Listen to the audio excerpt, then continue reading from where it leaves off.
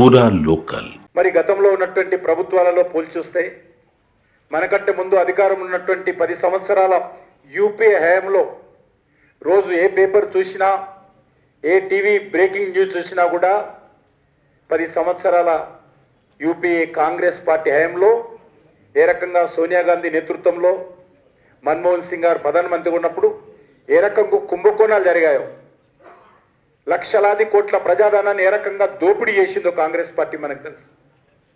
ఈరోజు మనం గుండెల మీద చేయి వేసుకొని దేశ ప్రజలకు చెప్పొచ్చు, ఈ యొక్క 11 సంవత్సరాలలో ఒక్క రూపాయి దుర్వినియోగం కాకుండా నరేంద్ర మోడీ గారు ఒక నీతివంతమైనటువంటి, ఒక సమర్థవంతమైనటువంటి, ఒక అద్భుతమైనటువంటి పరిపాలన ఈ దేశ ప్రజలకు ఇవ్వడం జరిగింది. మనమే కాదు, ఈరోజు అన్ని వర్గాల ప్రజలు కూడా దీంతో ఏకీభవిస్తారు.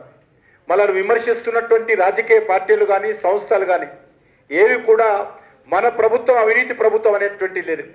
అంత ధైర్యంగా, నీతివంతంగా, కరప్షన్ విషయంలో జీరో టాలరెన్స్తో ఈరోజు మన ప్రభుత్వం పనిచేస్తూ ఉంది. అందుకే ఈ 11 సంవత్సరాల పరిపాలనకు సంబంధించినటువంటి అంశాలను మరొకసారి ప్రజల మధ్యకు తీసుకెళ్లాల్సినటువంటి బాధ్యత మనకున్నది.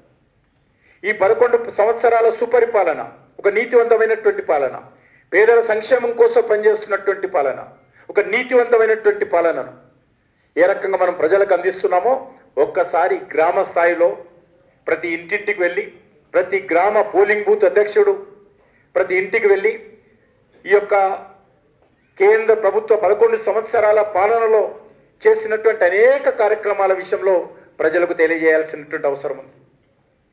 ముఖ్యంగా ఇంతకుముందే సుభాష్ గారు చెప్పారు, కాంగ్రెస్ హయాంలో కేంద్ర ప్రభుత్వము 32% నిధులను రాష్ట్రాలకు ఇచ్చేవాళ్ళు డివల్యూషన్ ఆఫ్ ఫండ్స్ కింద. కానీ ఈరోజు నరేంద్ర మోడీ గారు ప్రధానమంత్రి అయిన తర్వాత 32% ఉన్నటువంటి నిధులను ఏకంగా స్వాతంత్రం వచ్చిన తర్వాత మొదటిసారి 42% పెంచి రాష్ట్రాలకు ఆర్థికంగా పరిపుష్టిగా ఉండాలి, ఫెడరల్ సిస్టంలో రాష్ట్రాలు బలంగా ఉంటేనే దేశం ముందుకెళ్తుందనేటువంటి విశ్వాసము, నమ్మకము, కమిట్మెంట్ నరేంద్ర మోడీ గారికి ఉంది. కాబట్టే ఈరోజు 42% డివల్యూషన్ ఫండ్స్ రాష్ట్రాలకు ఇవ్వడం జరిగింది. అంతేకాకుండా ఈరోజు మనం చూస్తూ ఉన్నాం, మన హైదరాబాద్ నగరంతో సహా ఏ రకంగా దేశంలో ఉగ్రవాద కార్యక్రమాలు జరిగాయి. ఎక్కడ చూసినా బాంబు పేలుళ్ళు, ఎక్కడ చూసినా పాకిస్తాన్ ఐఎస్ఐ కార్యక్రమాలు, ఎక్కడ చూసినా మత కళాలు, కర్ఫ్యూలు, AK-47లు, RTXలు, అటువంటి భారతదేశాన్ని ఈరోజు మరి ఉగ్రవాద రహిత దేశంగా నిర్మాణం చేయడం కోసం పాకిస్తాన్ సరిహద్దులు తప్ప మిగతా దేశమంతా కూడా మన హైదరాబాద్ నగరంలో గత 11 సంవత్సరాలలో ఒక్క ఉగ్రవాద సంఘటన జరగకుండా ఈరోజు మరి అనేక దేశాలు ఏ రకంగా భారతదేశాన్ని అభినందిస్తున్నాయో మనకు తెలుసు.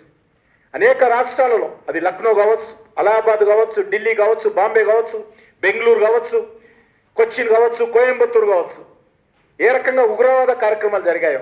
కానీ నరేంద్ర మోడీ గారి నేతృత్వంలో పూర్తిగా పాకిస్తాన్ ఐఎస్ఐ నెట్వర్క్ను మరి ఏ రకంగా తుంచివేశామో, ధ్వంసం చేశామో, డిస్ట్రాయ్ చేశామో ఈరోజు మనం చూస్తూ ఉన్నాము.